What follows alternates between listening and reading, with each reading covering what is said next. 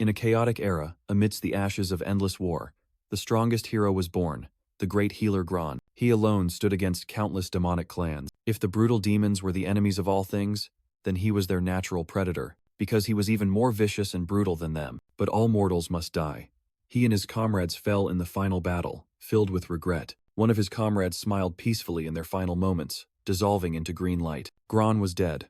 The evil demons celebrated, for they would never again have to wake up in terror of him. The strong now acted brutally without restraint, and the demon race, inherently lower than beasts, was freed from all shackles. But Gron, who had died 5 years ago, was now reborn in the body of a low-ranking demon. First, he will bury the innocents you have slaughtered over the years. Then, he will wipe you from this earth, completely and thoroughly. The reborn Gron plunged into the slaughter, quickly taking down a demon. A massive surge of energy erupted, wiping out an entire horde of demons in the blink of an eye. He finished off another demon with a devastating kick. The story flashes back to the Great War of the past, where the heroes confronted the Demon Emperor. An earth-shattering explosion marked the climax of the battle. On the back of the Moon Beast, the curtain of the final Great War finally fell. The Demon Emperor was destroyed. But the 5 great heroes also paid a heavy price. Sage Sophia desperately used Holy Light healing, but Grandmaster Zhelong stopped her, as the fatal wound from the Demon Emperor was incurable. "Shut up!" Zhelong roared in his dying throes. He weakly stopped her. "Stop, don't try to save me anymore." With a peaceful smile, Zhelong whispered, "I am content with this outcome." Memories flooded back to the moment after victory, when all 5 heroes still stood firm on the battlefield. But the promise of returning together had become distant. But then the Demon Emperor's voice echoed, declaring this to be the true end of the battle. His bloody tendrils suddenly surged, coiling around the heroes in horror as they realized they had been deceived. Zhelong was stunned to realize the Demon Emperor's true power as his arm began to be assimilated. The hero's muscular body gradually transformed, his left arm turning into a monstrous claw. The Demon Emperor scoffed, calling it not assimilation, but evolution. His dark power engulfed Zhelong, beginning the transformation process. He declared that those who had defeated him deserved to become new bodies for his grand endeavor of world destruction. His primary target was Zhelong, the strongest among humanity. Meanwhile, the ash-blonde swordsman was tightly bound, painfully calling out Zhelong's name. He would rather die by his brother's hand than become a tool of slaughter for the Demon Emperor. Zhelong raised his great sword, facing his comrade's desperate plea. A voice echoed, revealing that the swordsman was his last remaining family member. Now, Zhelong had to face his own younger brother, standing before the tragedy of fratricide. His younger brother urged, "Why is your sword trembling? Can't you bring yourself to do it?" Zhelong stood tall, the greatsword in his hand reflecting his younger brother's desperate image. The Demon Emperor sneered as his power continued to invade Zhelong's body. "Resistance is futile. Your entire right half has already merged with me." His younger brother smiled peacefully. "So that's how it is. Fortunately, it's not you who is weakened." The blood-soaked blade coldly tore through the air. Zhelong, with his own hand, plunged the sword through his younger brother's chest in agony. His younger brother whispered, "Only a ruthless and deadly Zhelong is worthy of this power." He called out brother one last time, and Zhelong's innate sealed ability, Mountain of Corpses, Sea of Blood, was activated, permanently increasing his power with every soul destroyed. A female warrior screamed in horror. Commander Zhelong, the armored knight and the girl named Mirovi, calmly faced death, entrusting themselves and their comrades to him. As symbols appeared one after another on his cheek, Zhelong gritted his teeth, enduring extreme pain as he absorbed the second and third souls. He let out a desperate roar, his new power erupting violently. The Demon Emperor scoffed. "So what? Power gained from 3 lives is only enough to free your right hand," Zhelong retorted sharply, his now free right hand gripping the sword hilt. "To destroy you, 1 hand is enough." He intended to end his own life, but the Demon Emperor sneered. "Humph, planning to cut off your own head? Is that your solution?" Zhelong growled. "Enough." The Demon Emperor's demonized hand blocked the blade, roaring, "Don't test my patience any further." The sword shattered into pieces, to Zhelong's shock. The Demon Emperor declared as the holy sword Asura sank, "It has been destroyed," he boastfully proclaimed. "From now on, no attack in this world can harm this invincible body." But a sudden shattering sound echoed, signaling the impossible. Zhelong gritted his teeth, using his own right hand to stab into the corrupted part of his body. "You think I can't destroy what that sword could?" he roared, tearing the demon-possessed flesh from his body. Amidst the horrified scream, "Zhelong, you!" The Grandmaster's corrupted body exploded in a horrific shower of blood and flesh. Memories flooded back. On the battlefield of yesteryear, The colossal shadow of the defeated demon emperor still loomed over a desolate land. Gron, the great hero, gasped his last breath, thinking, I underestimated you, to die with the demon emperor. Is this my end? Collapsing in a sea of blood, he bitterly admitted. But I still couldn't wipe out the demon race. And those I had to protect, I couldn't save any of them. He bowed his head in despair, fresh blood spilling from the corner of his mouth, accepting his defeat. The phantom of the demon emperor appeared, mocking the dying victor. What a pity. 5 years later, in the demon territory, a demon was muttering when another interrupted. Chief, enough mumbling. What are we doing tonight? The mantis chief snapped, explaining that they were preparing for the 5th anniversary memorial ceremony of the demon emperor. Standing before the prostrating demons, the chief solemnly declared that they would hold a sacrificial ceremony so that the new generation would not forget their lord's sacrifice. It commanded, now, let the ceremony begin. First, we will slaughter the 4 pure sacrifices. Its sharp blade swung, aimed at the bound humans. The entire demon horde roared, rushing into a frenzied and chaotic slaughter. The chief announced the next part of the ritual. Then, we will spill the blood of a demon to offer to him. The sacrifice was brought forth, a figure wrapped in white bandages, suspended amidst thorny vines. It was Gron. Gron slowly opened his eyes, his consciousness vaguely returning. This place is... where? Looking down from his inverted position, he wondered, didn't I die? Suddenly, the mantis chief grabbed his head, roaring, don't you dare move, you scum! It continued to insult. You are the weakest demon, not even worthy of a name. Gron was stunned, his eyes wide as he heard the word. A demon? The chief raised its blade, preparing to finish him. Therefore, being hung here as a sacrifice is your greatest honor. Gron swung a decisive slash, a green streak of light flashing in the darkness. The vines binding him were severed in an instant. Fresh blood splattered. The counterattack was successful. The mantis chief roared furiously. Why are you moving around like that? You've ruined everything. It wondered in shock. No. Could it have been intentional? Gron looked up, his green eyes glowing terrifyingly. You damn demon, don't you recognize me anymore? The chief trembled, stammering. You. It uttered the name from its memory in horror, as a furious phantom appeared behind Gron. Gelong. Memories flooded back. The mantis chief was then just a lowly soldier on a demon fleet warship. He was kicking a new recruit, yelling, What are you looking at? Get to the back and row the boat, you stupid new recruit. Then he urged the group. The 4 lords are watching, try harder. That was 5 years ago, when the mighty fleet of the 4 great demon kings advanced into human waters, and a single individual appeared. That person came to stop the entire demon fleet. He was the grand healer of the Mercy sect, honorary professor at the Royal Academy, Gelong. The demon king of destruction, Kalisa, roared a command. Obey me. Gelong silently gripped his sword hilt, ready for the fated battle. Back to the moment, right after the battle, the dazed mantis soldier reported, they're dead. All of them are dead. He, the lucky survivor, said in despair, everyone except Lord Xiao is dead. The demon king of war, Midinikog. The demon king of destruction, Kalisa. The demon king of magic, Balrog. All had fallen before one person's blade. Amidst the sea of blood and storm, Gelong stood there, his gaze unwavering. In the pouring rain and roaring thunder, Gelong's magnificent figure emerged like a god of war amidst a sea of enemy corpses. Facing that murderous aura, a mantis demon could only freeze in utter terror. Gron secretly thought about the weakness of armored demons. By accurately attacking their joints, they could be easily defeated. He wondered if he had been reborn, as his innate ability, Mountain of Corpses, Sea of Blood, had reverted to level 1. The demons roared. Finish him! Charge together! Without hesitation, Gron swung his sword, decapitating a demon in the blink of an eye. Immediately after, an explosive surge of energy swept away the entire charging demon horde. Gron realized these demons were too weak. The souls of 9 of them only raised his ability to level 9. A giant centipede demon appeared, its lower body severed, writhing in pain. It furiously thrashed its long tail. A sharp blade plunged into its body. The centipede demon screamed in despair. It hurts, you bastard! Let me go! Gron sat silently amidst the bloody battlefield, surrounded by the corpses of the demons he had just slaughtered. He looked down at his injured body. He tried to use healing arts, one of his core powers from before. But instead of healing light, his arm transformed into a grotesque black snake mass, leaving him stunned. Why is my arm like this? His hand had completely transformed into a monster's claw. No.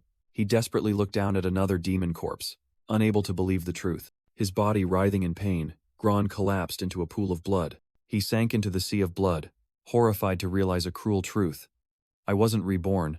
but reincarnated as a demon. Gron roared in fury, disgusted by his own demonic nature. This shameful race, this inferior race, he continued to scream in contempt. Their existence is worthless, except for me to slaughter. Gron calmed down for a moment, his eyes flashing with cold calculation. He collapsed, vomiting a disgusting liquid from his demonized body. A giant centipede demon approached, threatening. Before I finish you off, I will torment you until you scream like a human. Gron stood amidst a sea of blood, thinking to himself, I don't know why I ended up like that. The centipede demon wondered why the coward in front of it was so strange, but it was confident it could scare him. Without warning, Gron lunged forward at terrifying speed, unleashing a slash that tore through the air. The giant centipede demon was cut in half in the blink of an eye. Standing amidst the rain of blood, Gron questioned himself. But, to be able to continue slaughtering demons, what do I have to complain about?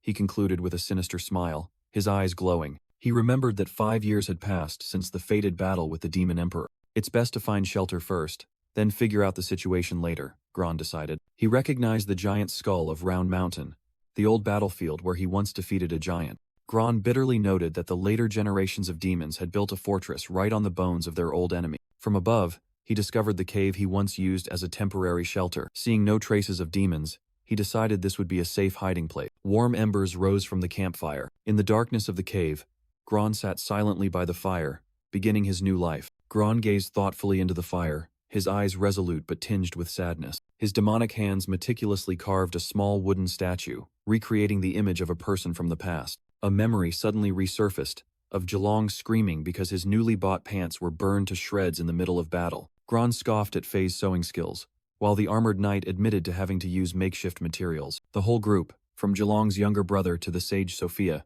couldn't help but laugh at Jelong's leaf skirt attire. The burly commander's face darkened with anger and shame. Back in the present, Gron looked at the wooden statues with a sad smile. He gently picked up the statue of the armored knight, his silent comrade. Then he placed it down with the others, recreating the hero team of old. 5 small wooden statues stood side by side, a silent reminder of a glorious past. Gron bowed his head, thinking about past mistakes. If only back then, I had done better. He blamed himself inwardly. But then, his eyes turned cold. His hand clenched and crushed the statue of his past self. He threw the broken pieces of wood into the fire, determined to break ties with his old self. The image of the hero Gron of old gradually sank into the sea of fire. He pondered the countless lives that had been destroyed by demons over the past 5 years. But now, he would use this very demonic identity to destroy them from within. Suddenly, Gron clutched his head in pain as the memories of this body began to resurface. In the demon's past, it was just a weakling, humiliated for daring to eat meat, a snake bloodline slave, forced into hard labor like a farmer. In the memories of this body, a weak voice echoed, "Teacher, is tomorrow's lesson also theoretical? We students are eagerly awaiting the practical session." The flashback was cut short. Gron's green eyes gleamed in the darkness as he whispered about the lesson from years ago. He stood up, pondering the nature of demons, tools of war that only knew how to kill. Yet, in just 5 short years, they had developed a civilization and deeply rooted themselves in this land. Gron blamed himself, believing that all past tragedies were due to him not being strong enough to resolve everything. He looked towards the dawn with iron resolve, vowing that in this life, he would become stronger to wipe the enemies from the face of the earth. A map appeared, marking his current location. The Rookie Training Camp. This is Rookie Training Camp number 2, located in the Round Mountain region, where countless demons are gathered. A red-skinned demon teacher roared, "Recruits, have you memorized the current situation of the continent of Solus? I don't want to waste time explaining it again." Standing amidst the crowd, Gron thought to himself that he had grasped the general situation. The teacher explained that after the death of the Demon Emperor, the demon race under Shu had established 5 dynasties, falling into an endless war with humanity. Moving to the main topic, he grabbed a recruit by the head, declaring he would teach about innate seals. He explained that innate seals are a collection of innate abilities, and unlike humans, every demon possesses them. However, both humans and demons consume the seal power within their bodies when using skills. That power is divided into 6 levels, and he brushed aside the matter of super seals, which were beyond the recruit's comprehension. "Like me," he declared boastfully, "I am a second seal expert, while you first seal brats need to try harder." Gron subtly clenched his hand, telling himself that he was currently only a first seal and needed to learn more about the snake bloodline seal. The teacher emphasized that the second seal is a crucial milestone for awakening authority, the ultimate skill. Suddenly, the crowd of recruits panicked and parted, making way for an approaching figure. An arrogant, blue-skinned, blonde-haired demon recruit pushed Gron aside and ordered, "Get out of the way." He continued to insult Gron in front of the crowd, proclaiming himself a newly arrived two-seal genius. The red-skinned demon teacher roared, demanding order and announcing the start of the practical lesson. The teacher began his lecture, emphasizing that in real combat, sealed power isn't everything. He explained that skill, tactics, and adaptability are the crucial factors, then pulled out a giant covered object. The blue-skinned, yellow-haired demon smirked, whispering, "Finally, something interesting." The teacher revealed it was a demon created by the Demon Emperor, and this was the last remaining individual. He introduced it as the Vile Roar Demon and challenged the recruits. Find its sole weakness. Gron simply thought one word: boring. Believing there was nothing left to learn, he turned to leave, secretly regretting he couldn't kill these demons to increase his power. He told himself that with his current strength, causing a commotion would only bring trouble, while the other recruits were still guessing at the weakness. Suddenly, the Vile Roar Demon's crimson eyes snapped open. The monster began to struggle violently, breaking its chains and causing the crowd of recruits to panic. The teacher hastily tried to restrain it, shouting, "Calm down." He reassured himself that this was just a mindless beast and its throat weakness was still under control. But then, the Vile Roar Demon flashed a sinister smile. It spoke, mocking the teacher's naivety, making him exclaim in horror, You can speak?" The Vile Roar Demon declared that it had completed its mission and would annihilate the entire group of recruits. With that, it used terrifying power to completely shatter the chains binding it. Gron plunged into a bloody battle with the Vile Roar Demon. Its fury transformed the arena into a hellish scene. The monster furiously massacred all the demon recruits in sight. The blue-skinned demon panicked. "Damn it, is this the power of a three-seal? I need to get out of here first." But just as he turned to flee, Gron stood tall, blocking his path. Falling flat, he roared in anger. "You bastard! Why are you blocking my way?" Gron coldly ignored him, merely brushing a speck of blood from his shoulder. Amidst the chaotic battlefield, the Vile Roar Demon finally noticed Gron's solitary figure. It let out a contemptuous roar, assuming Gron was just another one trying to escape. Scared stiff, the blue-skinned demon muttered, "This isn't good. I have to use my secret weapon now." A massive, shadow-infused attack surged straight towards Gron. The claws of death reached out, ready to tear him apart. However, Gron's eyes merely flashed with a deadly green light. The Vile Roar Demon froze, sensing a strange aura. "What's going on?" It couldn't understand. "Why isn't this weak demon afraid of me? Could it know my weakness? Impossible." It reassured itself that its 9 former comrades were dead. A recruit like Gron couldn't possibly know their secret. A colossal claw slammed down onto the ground as a show of force. The monster concluded, "Absolutely not. He's just bluffing." Gron still stood there, alone, facing the terrifying darkness that enveloped everything. Gron's eyes glow with chilling intent as he warns, "Take one more step, and you'll die." The Vile Roar Demon sneered, "Oh, look at you. Want me to get serious? Then witness my authority." It unleashed its primal power, transforming into a heavenly demon descent and charging straight forward. After the terrifying moment, Gron still stood firm amidst the battlefield, while the noble recruit lay sprawled on the ground. A thunderous sound echoed as if a mountain had just collapsed. Suddenly, the Vile Roar Demon grew wings and soared away, secretly calculating that confronting an unpredictable foe was a high-risk, low-reward gamble. All the recruits were stunned. It ran away? Gron extended his blood-stained hand. The blue-skinned, yellow-haired demon looked up, full of caution. He thought to himself, "What is this guy trying to do? Help me up? Don't even think about approaching me. I am a two-seal genius, and he's just a slave. Do you think I'd fall for that trick?"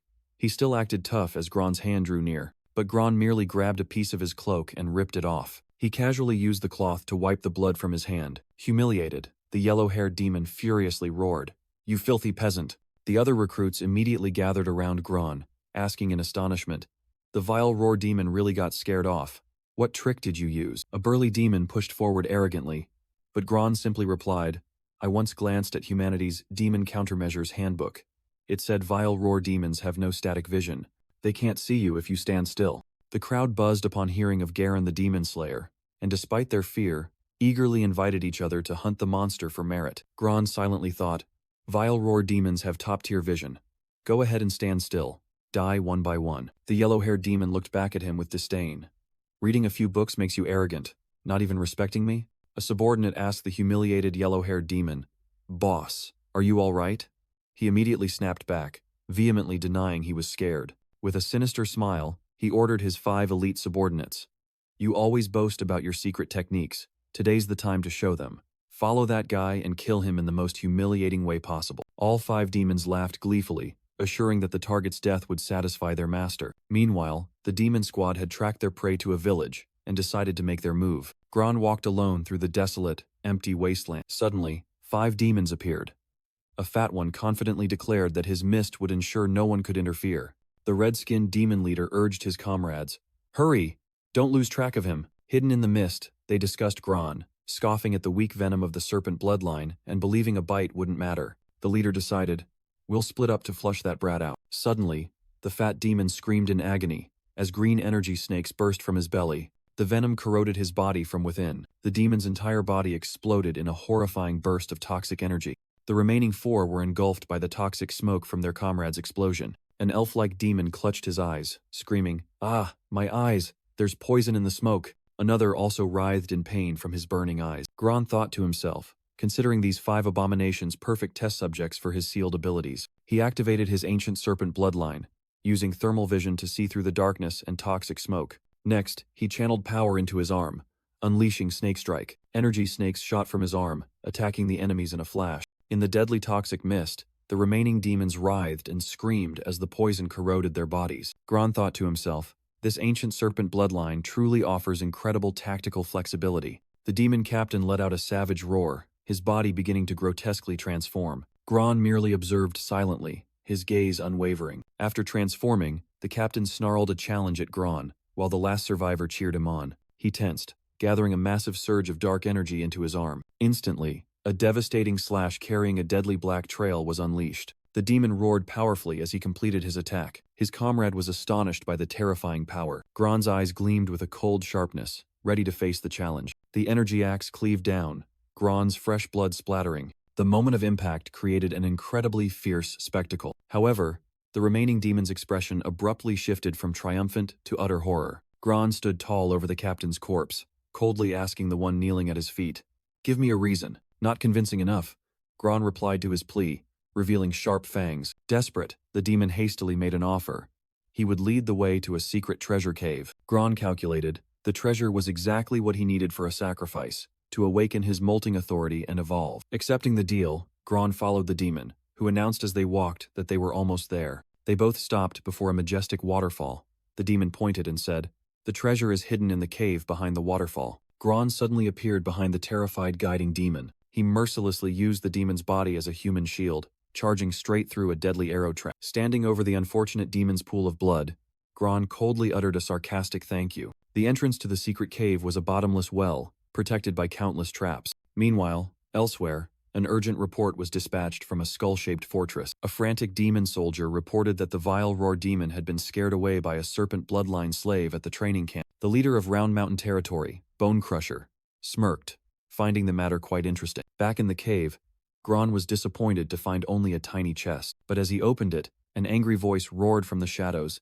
demanding he put it down. The blue-skinned, blonde-haired demon, master of the cave, lunged from the shadows. He furiously yelled, "How dare you touch my stuff?" Gron retaliated with a lightning-fast kick, breaking his leg and making him shriek in pain. The blonde-haired demon horrifyingly realized Gron's power had surged, secretly understanding why his squad had failed. He knew he couldn't confront Gron directly in this cramped space, especially with a wounded leg. Retreat first, he decided, fleeing to save his life. Immediately, he transformed into a bird and soared out of the cave. His innate sealed ability, Rock Feather Garment, allowed him to sprout wings and escape. Soaked by the waterfall, Gron merely muttered, "Another bird demon." He stood there, contemplating bird demons, and a phantom of colossal wings from the past seemed to appear behind him. Gron landed on the cliff edge, preparing for the pursuit. He took a running start, hurtling down the dark tunnel. Only one thought remained in Gron's mind.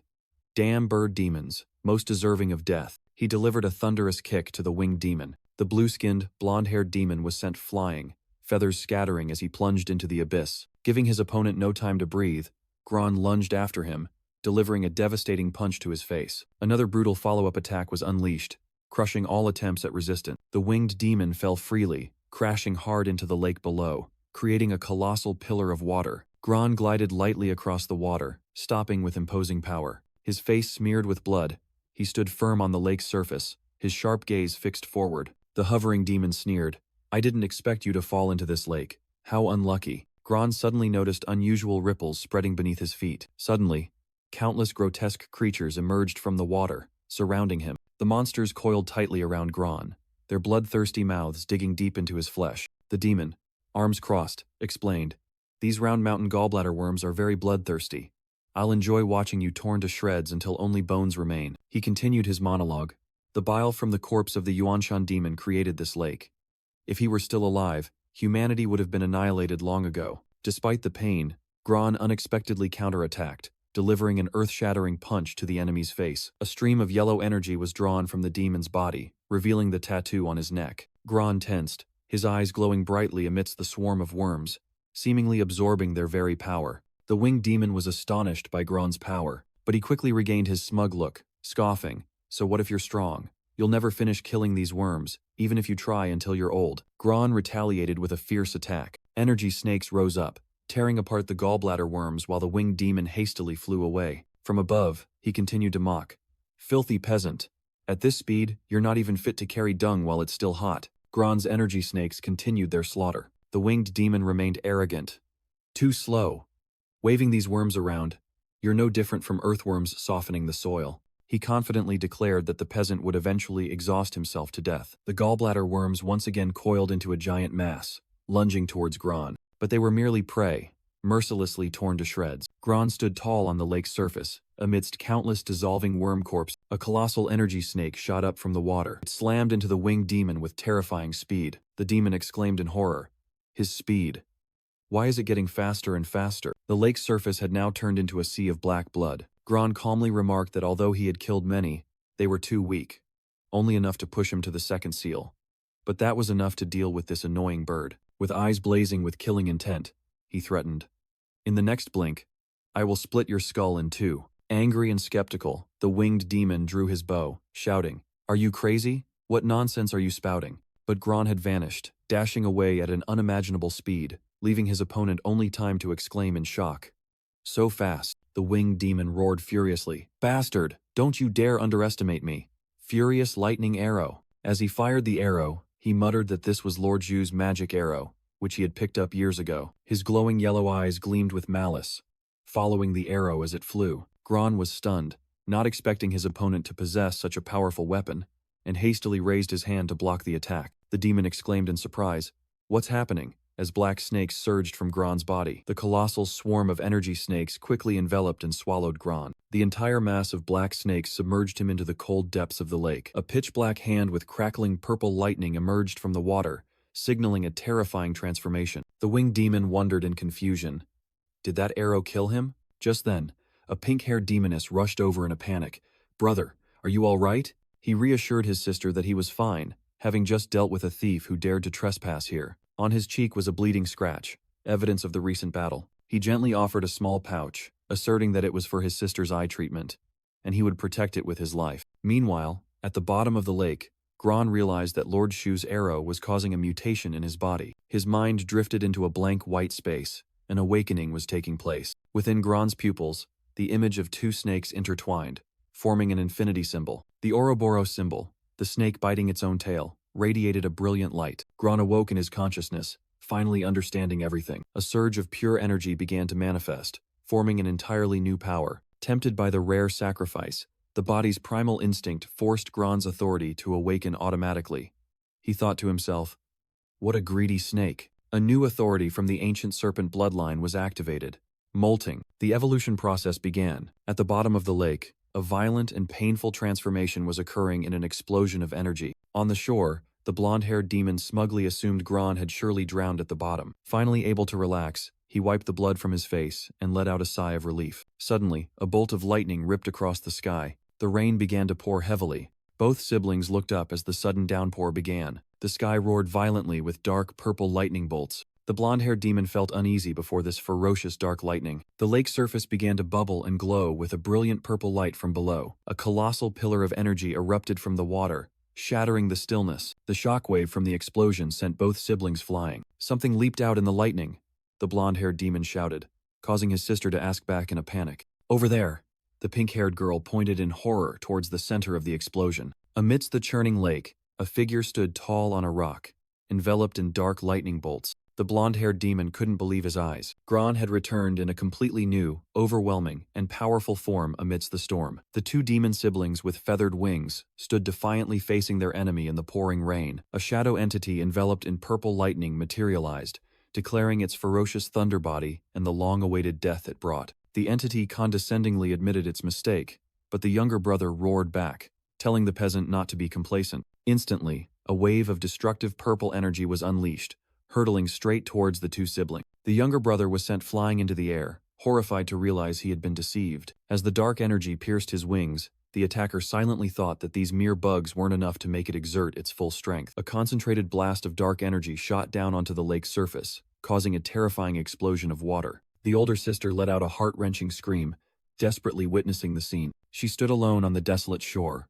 completely broken under the cold rain. Slowly sinking beneath the water, the younger brother resented his own weakness. But then, the thought that the monster would not spare his sister ignited a flame of determination within him. He let out a sky-shattering roar, unleashing a pillar of brilliant golden energy from his body. The shadow entity merely smirked, showing amusement at this sudden change. The younger brother awakened his authority, transforming with gigantic rock feather wings, imbued with the power of heaven's scorn. The sister's eyes welled up with tears, realizing her brother had finally awakened his authority. With newfound resolve, she declared she would no longer be a burden, and activated her demonic control eye to summon a beast. A colossal sea monster emerged from the water at her command, while her transformed younger brother soared through the sky. She screamed, pouring all her strength into controlling the mighty monster. From above, the younger brother unleashed countless heaven scorn arrows, raining down golden light upon the enemy. Facing the full-force attack, the shadow entity lowered its stance, purple lightning flashing around it, ready for battle. The shadow entity's purple lightning violently clashed with the rain of light arrows. A barrage of golden arrows tore through the night, forcing the opponent into a defensive posture. The summoned monster's body was torn to shreds in the skirmish. Purple and golden energy erupted, creating a destructive maelstrom. But that was just a feint. The true monster had circled behind the shadow entity. He stood tall amidst the water, destructive energy swirling around him. "This is our chance," the sister screamed, while the younger brother gathered a brilliant golden orb of energy. The younger brother thought to himself that they had used the monster's corpse as a decoy to launch this surprise attack. The colossal golden energy engulfed the shadow entity. The sister activated her demonic control eye, her eyes bleeding as she empowered her beast. Empowered, the summoned monster fired a destructive beam of light from its single eye. "His power is waning. You can't withstand this attack," the younger brother confidently declared. Amidst the energy storm, a voice echoed, "Commendable boy. An unstoppable blow. So I'll just have to annihilate." The shadow entity unleashed a purple shockwave that swept away everything. After the attack, the two demon siblings lay slumped on the water's surface, utterly defeated under the pouring rain. The younger brother weakly handed his sister a red pouch. "Take it and run." But she replied, "How can I leave you behind?" His injured hand clutched the pouch, their last precious item. The shadow entity coldly approached, its foot stepping onto the younger brother's dying body. "Give it back to me. I beg you," he desperately pleaded as the pouch burst open, countless human eyeballs spilling onto the water. He calmly explained, "Your sister's eye disease requires eating these eyes to avoid blindness, a problem that could be solved with healing magic, yet you chose to steal the sight of others." The two demon siblings cried and begged, willing to give up the eyeballs if their lives were spared. Gron coldly retorted, "When you gouged out their eyes, did those victims ever beg you?" The question struck them like lightning, leaving them stunned and horrified. Gron growled, forcing them to answer definitively, yes or no. Faced with the brutal truth, the two siblings could only remain silent in despair. The pink-haired demoness mumbled a lifeless reply. "I've forgotten." Gron thought to himself that no matter how civilized demons became, their nature remained unchanged. They merely shifted from harming others unconsciously to deliberately harming for their own benefit. Gron angrily bit into an apple, despising their mindset of treating lives as worthless. He realized that the ferocious thunder body was his greatest gain from this battle. But that power consumed too much seal energy and couldn't be used indiscriminately. Elsewhere, a demon was reporting to the chieftain about two recently discovered corpses. He concluded that the two heads had been blown apart by a lightning strike, an extremely brutal method. Observing from above, Bone Crusher deduced that an uninvited guest had infiltrated her territory. Meanwhile, Gron's silhouette flickered through the dense forest. Bone Crusher ordered, "From now on, every mysterious death of a new genius must be investigated by my own hand." Gron, disguised as a peasant carrying a hoe and wearing a hat, quietly walked through the forest. Bone Crusher suddenly turned, her eyes sharp as if she had discovered something. She blocked Gron's path and asked, "Who are you? What are you doing here?" Bone Crusher squinted, then realized, Oh, I remember now. It's you, the peasant slave who scared off the vile roar demon. Bone Crusher pushed Gron down, declaring there was something more important to do. She pressed her foot on him, ordering the slave farmer to find her some delicious fruit. Gron lay helplessly at the feet of the powerful demoness. Bone Crusher leaned down, threateningly whispering that otherwise, he himself would become a delicious meal. After the warning, she and her subordinates turned and left. Gron stood up, silently analyzing. Just a brief clash was enough to test her seal's power. It's at the 4th level and leans towards defense. He reassessed himself. I'm now considered a speed-type demon, with an advantage over power types. But I lack effective offensive capabilities against well-defended opponents. Watching Bone Crusher's retreating figure, Gron regretfully thought that if he could kill her, his Mountain of Corpses, Sea of Blood ability would advance significantly. He admitted the harsh reality. The problem isn't just elemental counters. The sheer power gap between us is too vast. Nevertheless, an intense craving surged within him, and he wondered how to suppress this insane urge to kill. A colossal eye opened in the ominous sky. The hunt had officially begun. Meanwhile, in her study, Bone Crusher was flipping through pages about various innate seals. She muttered, "It's not this either. The wounds on the corpse weren't caused by this type of electrical current." The book opened to a page introducing the Mountain of Corpses, Sea of Blood ability, a power that grows with each life taken. Bone Crusher pondered as she read about that terrifying ability. She propped her feet on the table, still unable to pinpoint the exact type of seal that had caused the death of her 2 subordinates. Elsewhere, Gron stood atop a mountain, determined to be patient and find a way to increase his power so he could defeat Bone Crusher with a single blow. A small bird-like demon was observing 2 other demons secretly transporting goods. One of them worried, "Slow down. If the commander finds out about this, we're dead." The other reassured, "Don't worry. This place is extremely secret. The commander won't find out." The bird demon immediately flew off, relaying the message to a frog-like creature waiting in the lake below. Gron emerged from the water, his crimson eyes fixed on the waiting frog-like creature. The guide creature lightly touched his leg, and Gron secretly thought this was the secret path for him to level up. Meanwhile, a guard demon was standing watch at the entrance of a colossal cave, the gateway to a black market. When Gron arrived, another guard blocked him, demanding a black market pass to enter. Passing through the entrance, Gron entered a bustling market where countless demon species gathered to buy and sell. He coldly glided through the crowd, pushing aside a demon with flaming hands. As he passed, Gron overheard complaints about the ban on trading live humans and related products. At a stall, a demon was hawking a rare material called scythe steel, promising to increase power tenfold. Gron smirked, secretly thinking it was all just rumors, as he had never heard of any blacksmith forging this type of steel. In another corner, a cat-like demon was yelling at a smuggler for daring to sell the hearts of bipedal creatures, and Gron realized this was exactly what he needed. He continued to overhear a conversation about how the commander had banned human and slave trafficking 2 years ago, leading many to believe she had lost her mind. Gron deduced that the commander's strange actions were surely part of some conspiracy. In the middle of the market, a red-skinned slave master was hawking a group of ragged human slaves, but the crowd scorned them as defective goods.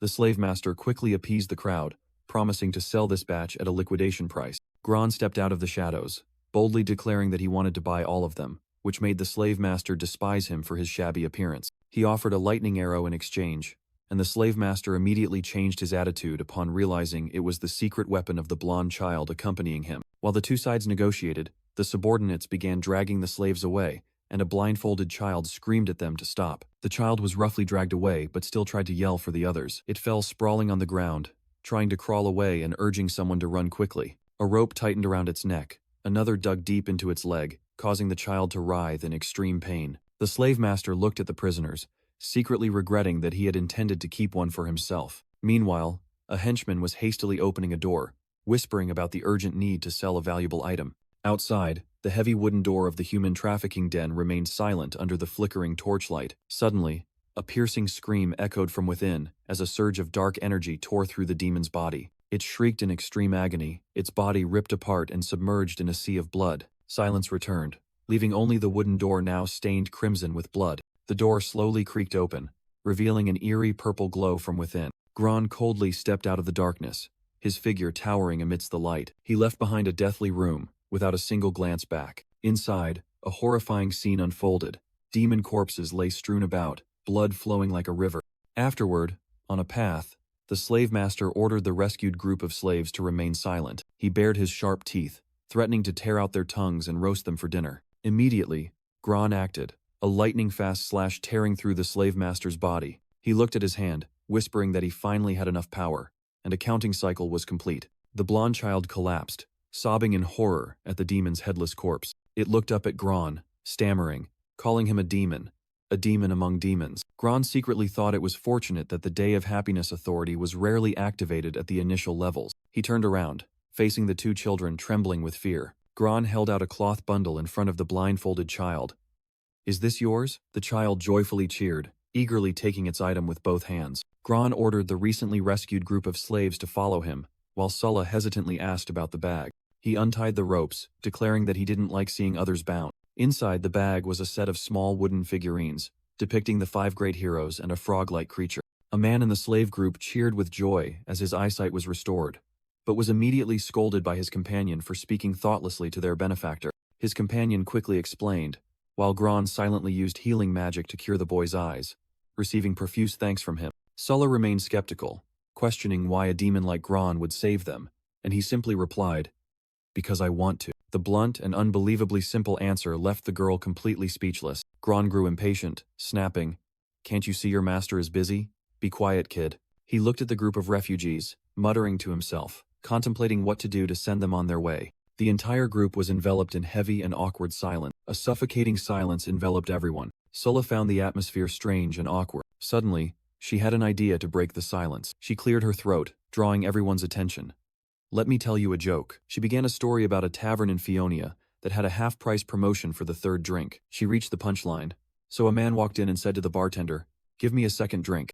The men and the boy in the group just stared at each other blankly, completely missing the point of the story. She waited in silence, but no one reacted. Suddenly, a faint phut sound came from behind. The bald man burst into delighted laughter, while the girl was so moved she almost cried, finally finding someone who understood her sense of humor. Gron suddenly acted, a dark snake shooting out from his arm. It quickly coiled around Sullah, making the girl scream in terror. The other slaves also became victims, writhing under the snake's control. The bald man exclaimed in shock, "Benefactor?" Gron looked at them coldly, remarking, "How naive."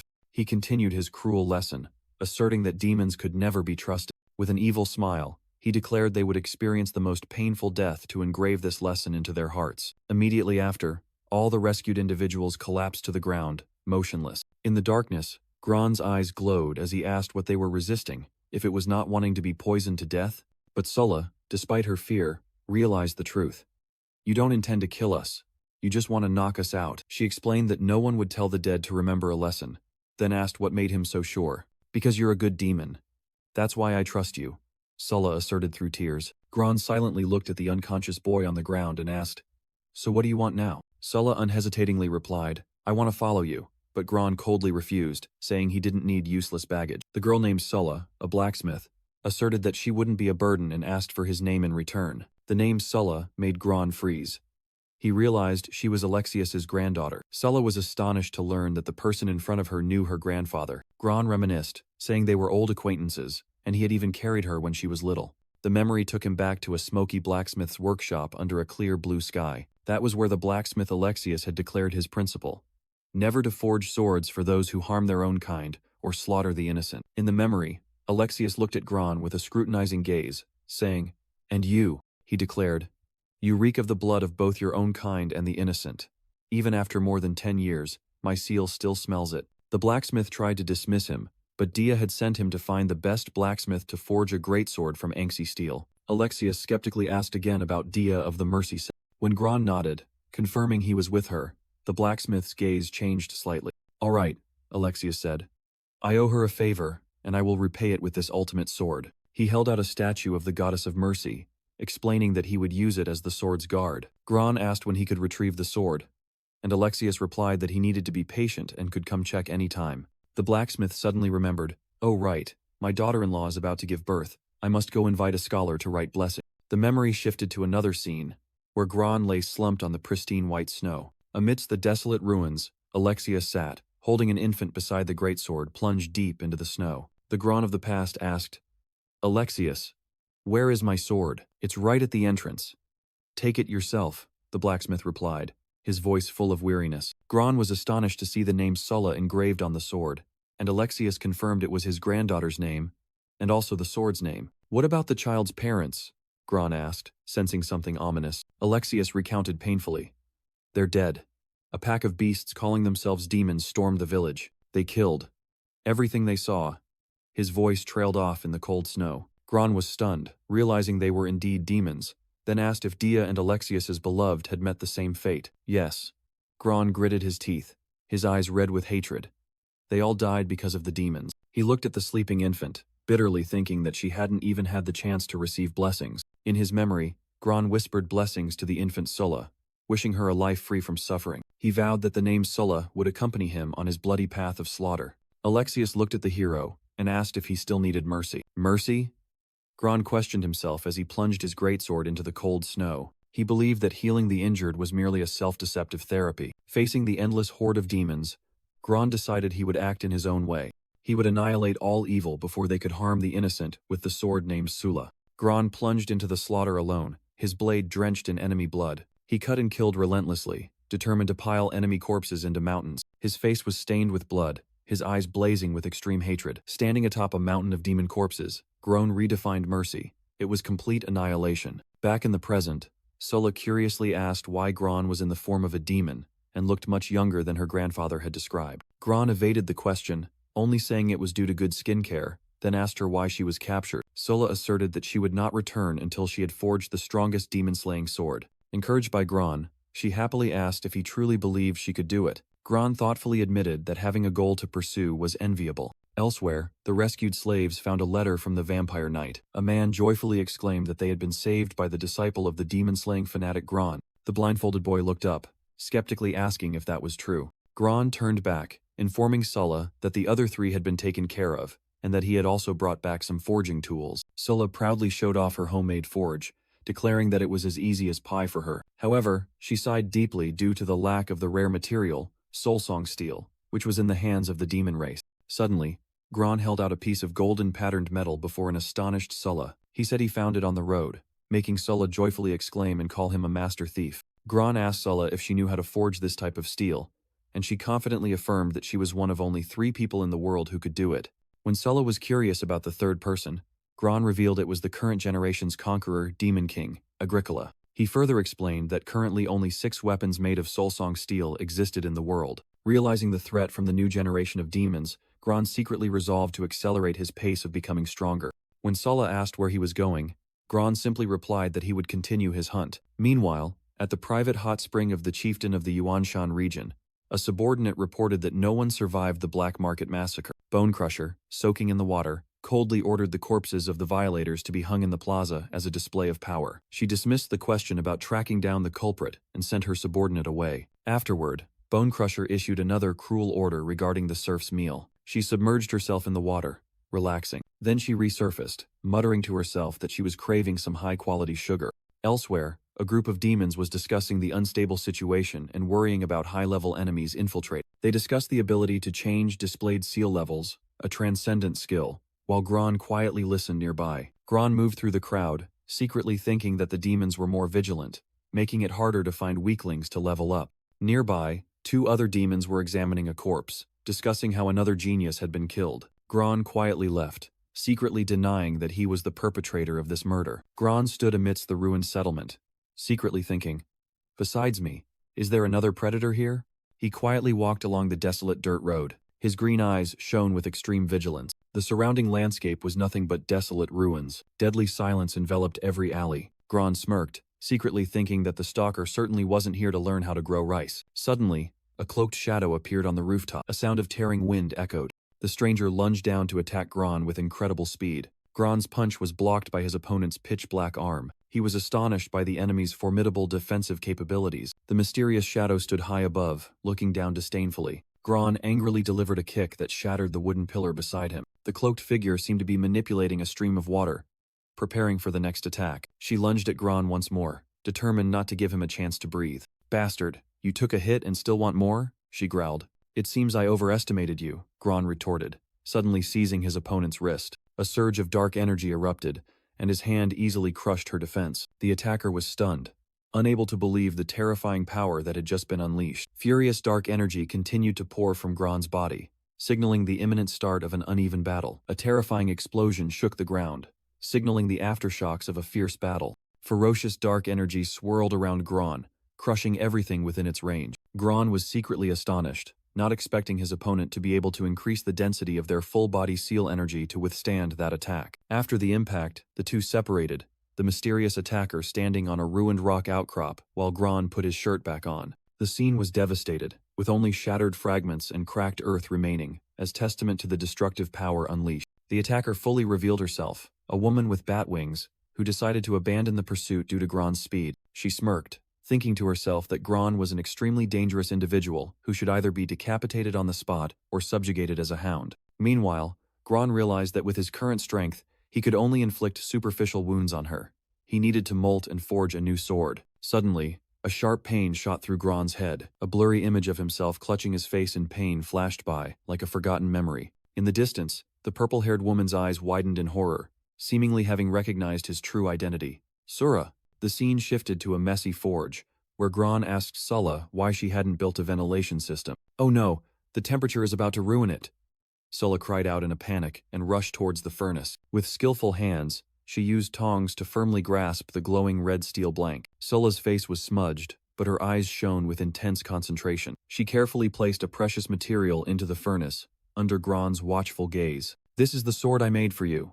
Sullah excitedly showed off her creation, explaining that she had forged it to fit his current strength. With eyes sparkling with pride, she declared it her greatest masterpiece, the first Anxi steel weapon of the era. Sullah looked directly at Gron, her voice full of solemnity.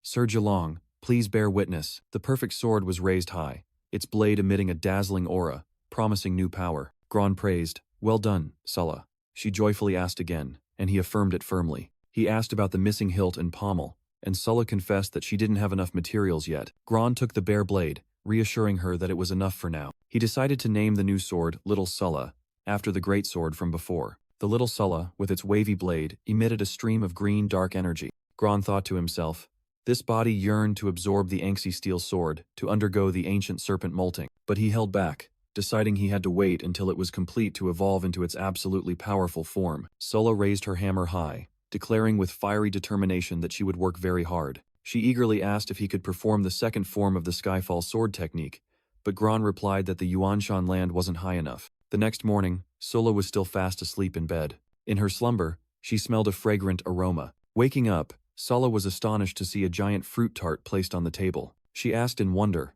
and Gron explained that a student's parent had taught him how to make this dish when he was at the Royal Academy. Gron's demonic hand carefully placed a lemon slice on the tart. Gron left with the long tart, while a guard ordered his comrades to fetch wine for the commander. In a magnificent hall, Gron lay on a stone altar, offering himself and the tart as tribute. Bonecrusher looked down from above, sneering. "Quite a long tray. Let me see what you've brought." She showed amusement. "You're quite clever, offering yourself on a silver platter." Bonecrusher gave an appreciative, knowing smile. "Truly very clever." She turned away, loudly ordering, "You downstairs. Bring the wine up here immediately." Bonecrusher was astonished, recognizing her opponent's weapon. "An Anxi steel sword?" The shadow entity growled a warning.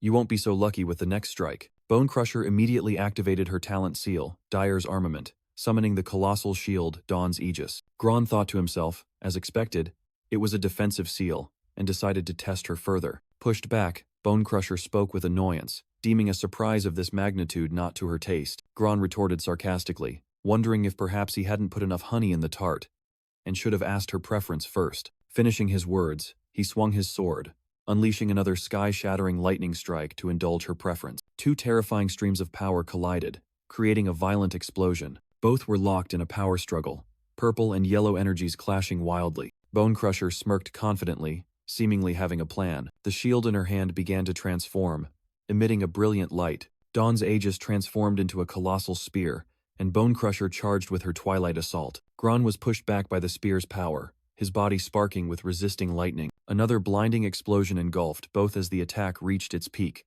The force of the explosion flung Bonecrusher backward, shattering the ground. She secretly assessed her opponent as merely a reckless youngster who would soon exhaust his seal power. Meanwhile, Gron calculated that he had enough strength for a few more strikes and decided he needed a smarter approach. He leaped into the air, casting a colossal net of lightning that enveloped the entire battlefield. Bonecrusher scoffed that it was a cheap trick, then used her shield to glide across the electrified net. Gron was stunned, recognizing her technique. An insulating energy layer that Faye had once developed, and he himself had taught to humanity. Gron thought to himself, Faye's power lies in her innate seal. How dare a thief compare himself to her? Gron growled. What are you so bothered about? Bonecrusher easily blocked Gron's spinning attack with her shield, but that was just a feint. The real attack pierced through his chest. Gron was knocked far back, his body suspended in mid-air. Bonecrusher scoffed. Distracted while trying to assassinate me? How ridiculous. Suddenly, energy snakes emerged from the darkness, startling her. Huh? She still showed disdain.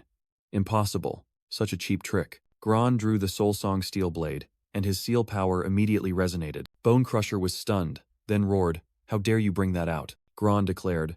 Activation complete. The real battle begins. An ancient legend tells of the evil lava great serpent that sought to devour the three moons. The hero Ibis fought bare-handed and sacrificed himself to destroy the monster. Bonecrusher suddenly realized something, exclaiming in panic, Damn it, it's too late. She discovered a fatal opening when Gron switched between offense and defense. She whispered triumphantly, Finally, I've got you. She activated Thebius's armed hand of final will, transforming her arm into a destructive weapon. A punch carrying terrifying power slammed directly into Gron's chest. The impact shattered the ground, and his sword was also flung away. Gron thought in pain, My internal organs are shattered, ribs completely broken. I need to find a way to recover. Pinned by Bonecrusher, Gron strained, trying to break free from the hold. I am a seasoned warrior, Gron roared, using a technique to throw his opponent to the ground. Overpowered, Bonecrusher calmly remarked, Those internal injuries must be killing you. I only know one other person who can endure pain like you. She smirked. It would be a shame to just kill you like this. Seizing the opportunity, Bonecrusher turned the tables, pinning Gron's head to the ground with her foot. Ever thought about working for me? She offered a surprising proposition. At Gron's silence, Bonecrusher took it as an answer. All right, I get it. Die! She roared, putting all her strength into a punch. A terrifying explosion occurred as the punch connected, shattering the ground into pieces. The shockwave from the attack spread, destroying a sturdy tower in the distance. Gron was sent flying like a bullet, flung far from the battlefield. At the point of impact, a colossal, bottomless crater was formed. Humph. If it weren't for that sword, that punch would have crushed you, Bonecrusher muttered. She stated confidently. But with such severe injuries, I don't believe you're still alive. In midair, a green light enveloped Gron as he cast his healing art. He landed forcefully, embedding himself deep into the cracked ground. The scene became silent in the land with colossal skull architecture. Suddenly, a glowing purple energy orb appeared in the sky. Gron stood up, his entire body erupting with ferocious purple demonic energy, his hair turning white. Bonecrusher exclaimed in horror. Skyfall Sword Technique. Second form, Gron unleashed Phantom Thunder Skyfall Sword Technique, while Bonecrusher roared a challenge from below. The second form descended, a colossal lightning sword hurtling straight towards its target. A destructive explosion engulfed everything in purple light. The ferocious energy tore through the sturdy tower. After the shockwave, the tower was nothing but desolate ruins. Amidst the dust and smoke, Gron stood, the last lightning bolts fading as he returned to his original form. He stood firm, his gaze resolute as he looked forward. His green eyes gleamed with cold determination. However, Bonecrusher floated in midair, completely unharmed, admitting she was almost finished off. She said that in the past 2 years, Gron was the first to force her to use this technique. A colossal energy banner appeared. It was the innate seal, the Undying Battle Banner. Gron was stunned, muttering the name, the Undying Battle Banner, in his head. Bonecrusher transformed her energy into a weapon, growling, Now take that pride to hell. Recognizing the familiar technique, Gron blurted out, Faye? Bonecrusher froze, bewildered by his sudden question. She fell silent, bowing her head in confused thought. The scene suddenly shifted to the past, a hand touching Gron's neck, revealing a Roman numeral 2 tattoo. In the memory, the heroes were discussing Geelong, the demon-slaying fanatic they were about to meet. The blonde hero suddenly noticed something strange. Why is that mountain peak so perfectly round? Immediately, the mountain began to shake violently, revealing the colossal, glowing red eyes of an ancient creature awakening. In the past, the group of heroes faced a colossal creature that had just awakened, and the golden-haired female warrior exclaimed in horror, That's the round mountain troll. The colossal monster let out an earth-shattering roar, clutching its head in fury. It shrieked in confusion. Why has the mountaintop become so sharp? Merovec immediately recognized. That's the Skyfall Sword Technique.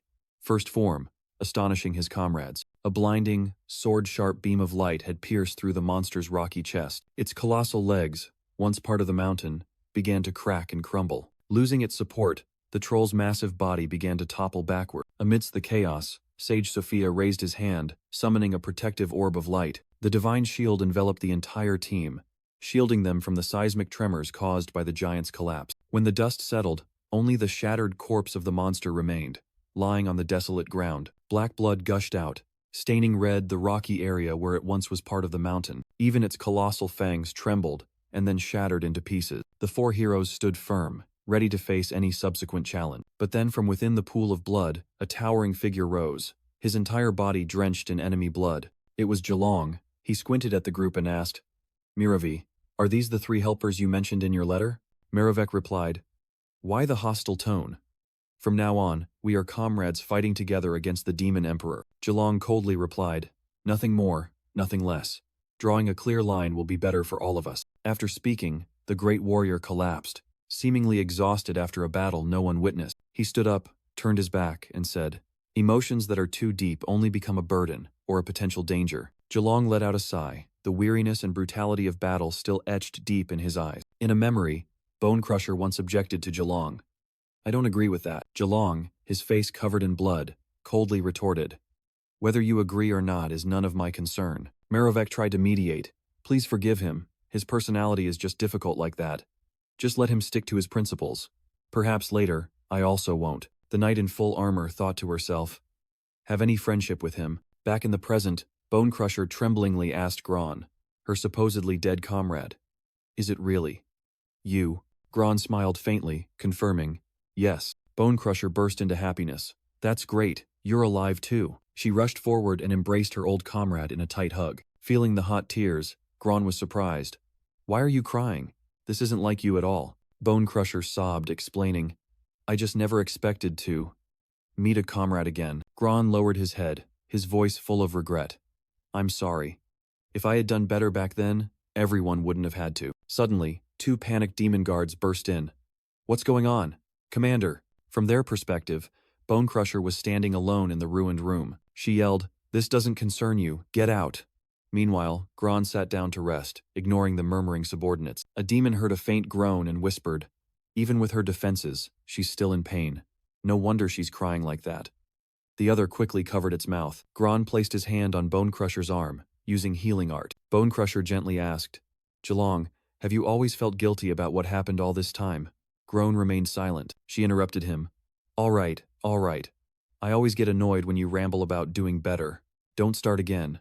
Gron asked back, "Do I really nag that much?" Bone Crusher suddenly cried out, "Ow, that hurts so much." Gron replied, "Bear with it. You broke over a dozen of my bones." She mumbled, confessing, "I'm just afraid of pain. That's why I had to wear such thick armor back then." After everything settled down, they sat together. Bone Crusher asked, "So you've been reborn as a member of our bloodline?" "What about Faya?" Gron replied, "That's right. 2 years ago, I found my sister, Faya." Gron, stunned, asked his old comrade, "So you became a woman?" He still couldn't believe his eyes. "How did you become a female member of the demon race?" Bone Crusher glanced at him, a meaningful expression on her face as she calmly ate fruit. She smiled, replying with a shocking truth, "I've always been a woman." Gron was speechless, so shocked he choked on his saliva. He stammered in utter disbelief. "Huh?" Bone Crusher sighed exasperatedly. "We've known each other for so many years in our previous lives, and you thought I was a man all that time?" Gron suddenly recalled an old friend's words that he was terrible at judging people. He desperately asked, "Besides me, everyone else knew?"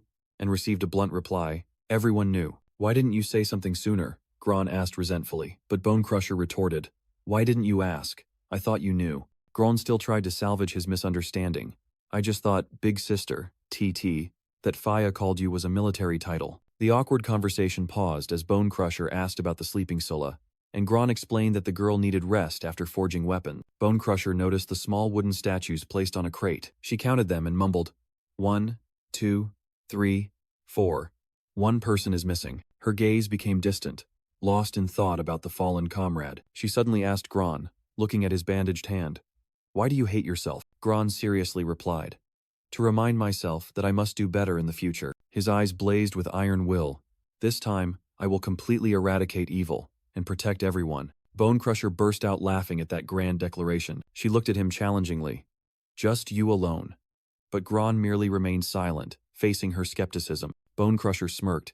"If it's about beating up bad guys, of course I'm in." Gron and Bone Crusher's powerful handshake officially marked a new alliance. Their hands clasped tightly, An unspoken vow was made between the two old comrades. On the wooden crate, small statues evoked the image of a hero team from years past. Memories of the 5 great heroes, who once fought side by side, seemed to remain perfectly intact. Bone Crusher revealed that assassinating talented demon sprouts was both to restrain them and to consolidate her own power. She explained that because the current Demon King was not managing things, controlling the demons here became extremely difficult. Bone Crusher regretfully admitted that sometimes she still felt her reason being pulled away by the demonic instincts of this body. Gron empathized, confessing that becoming a demon had made him a little different. Bone Crusher curiously asked back, "How different?" Gron replied that his personality had become gentler, and his methods of destroying enemies had lost their creativity, leaving Bone Crusher stunned. Suddenly, a blonde girl appeared, calling Gron uncle and innocently asking about the tall woman beside him.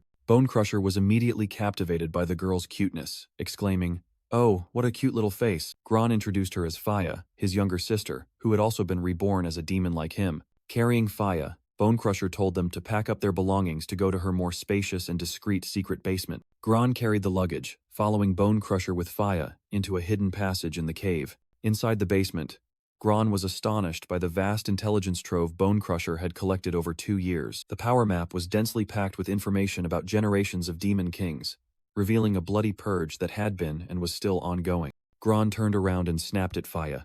"Stop treating me like a doll." Faya fidgeted in her new outfit, wondering if it was pretty but finding it inconvenient for smithing. Bone Crusher was proud of her craftsmanship, while Gron praised the outfit's royal style, though he secretly thought of the grass dress she had made before. Looking at herself in the mirror, Faya heard Bone Crusher rationalize that due to limited materials, she had to make clothes in an island style. Bone Crusher rummaged through her belongings, thinking Faya needed another hair accessory. Gron suddenly looked astonished at what Bone Crusher had just found. He was stunned to realize that it was the echo of Sullah. Bone Crusher explained it was just a seashell paid as a toll by a group of mountain demons, but Gron asserted it was an ancient relic from 300 years ago. Gron explained that this relic allowed one to enter another's soul to review their past memories. Bone Crusher commented that the seashell's function sounded like a tool for spying on others' secrets. Gron came up with a bold idea: to use it to revisit the moment they died in battle. He recalled that at that moment, he had felt something unusual, but no longer had the strength to recognize it. With a determined expression, Gron suggested that Bone Crusher enter his soul to find out the true reason for their reincarnation. Though a little confused,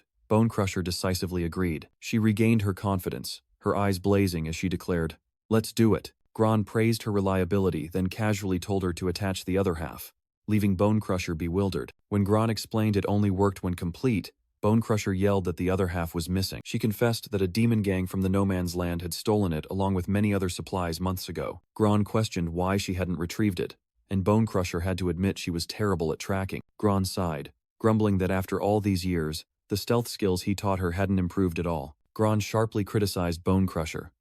"Whether it's tracking me or assassinating demon geniuses, any careful individual could detect your attempts." Bone Crusher tearfully promised to practice harder, but Gron immediately yelled, demanding she start at once. Meanwhile, in a secluded valley, a demon bandit gang was gathered around a campfire in their lair. The bandits inspected their spoils, commenting that Roundhill territory no longer raided humans because there was nothing valuable left, but the tributes received were all delicious food. From inside the tent, their leader declared his philosophy: "Even flies are meat. What's important is persistent." He revealed his long-term plan: to amass forces to reclaim the No Man's Land and destroy a cursed evil dragon. 2 other bandits struggled to carry in 2 heavy crates, stating these were tributes from the snake den, and they would open them later. They placed the 2 crates on the ground and left. The 2 crates lay abandoned on the grass. Suddenly, pairs of legs appeared beneath the 2 crates and began to move strangely. Inside a transparent crate, Gron and Bone Crusher were hiding, preparing for the raid. Gron secretly thought it was lucky to have this trick, saving them the trouble of searching for the bandits, but Bone Crusher didn't like his comparison. Bone Crusher suggested rushing out to wipe out the enemies, but Gron dismissed it, saying they were too numerous and there might be hidden guards. He worried they couldn't guarantee capturing everyone. Gron decided he needed to observe first to find where the other half of the relic was hidden, while the 2 bandits outside were still complaining about the evil dragon's power. A fat bandit, without a hint of suspicion, plopped down onto one of the 2 crates. He yelled out a new plan: "I say we should lure the evil dragon towards the humans." Just then,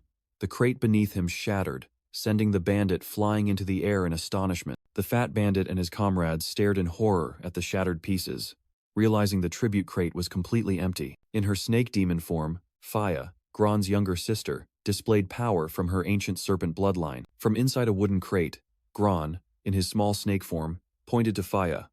Faya, look. Unaware, the bandit gang was still gathered around the campfire, while the crate containing 2 uninvited guests lay right in front of them. Inside the tent, the one-eyed leader boasted to the female demon beside him about his plan to go to the black market in the Yuanshan territory to exchange their spoils for weapons. The female demon replied that it wasn't necessary, as she'd heard that black market had been wiped out by some formidable individual, surprising the leader. Suddenly, the leader sensed a murderous aura and yelled, "Who's there?" as Gron's shadow appeared right behind him. Gron coldly ordered, "Target confirmed. Faya, crush the rest as you please." Immediately, Faya smashed the wooden crate, sending a fat bandit flying into the air. She grabbed another bandit's face, roaring furiously, "You bastards, you took all the good food, making me eat scraps and weeds every day." Faya's rage reached its peak. "This is truly driving me insane." She delivered a devastating punch to the bandit's stomach. Amidst the chaos, Faya stood alone, facing an entire army of charging bandits. The one-eyed leader furiously roared, mistaking her. "Serpent demon, what have you done? You've brought Bone Crusher's gang here." He threw his bag to the ground, ready for a fight to the death. But then, he suddenly turned to Gron for help, pretending to be a victim kidnapped and tortured by the female demon beside him. A flash of light, and the cowardly leader's body was cut in half. The one who struck was his female demon accomplice, her legs transformed into sharp blades, as she sneered, "Despicable creature. Fine, I'm sick of you anyway." Enveloped in purple lightning, Gron faced the traitor, who seductively invited, "Hey handsome, I bet you want this, don't you?" The female demon continued to provoke, promising to become Gron's plaything if he seized the spoils. But Gron responded by transforming into his ferocious thunder body, lunging to snatch the item in an instant. The surviving bandits were stunned. No way. The boss was taken down by that kid in an instant. Gron began training Bone Crusher, pointing out her weakness. "You're still fighting with old habits, only attacking when attacking and defending when defending. When we sparred," he continued, "I realized your talent seal can perfectly integrate offense and defense." Gron explained, "With this type of weapon transforming seal, I can share some advanced techniques with you," then summoned an energy snake. The snake coiled around Bone Crusher's neck, and Gron commanded, "My power lies in this venom. Don't resist, feel it." Following its flow, you will feel a completely different way of wielding power, he instructed as Bone Crusher meditated. Gron declared, "I will demonstrate once. Whether you grasp it or not is up to you." Bone Crusher understood, unleashing her new ultimate technique, Dyer's Armament. Dawn and Twilight's Co-Brilliance, transforming her shield into a destructive drill. "Very good. Just like that," Gron praised with satisfaction. "Learning something new doesn't feel bad, does it?" After the training session, Gron held the remaining half of the relic and said, "Got it. Let's go home, conservative." Meanwhile, at the base, little Faya was full and fast asleep on the dining table. Gron explained about the relic. "It's very fragile, only usable once to review what happened when the Demon Emperor and I perished together." Bone Crusher replied with a determined gaze.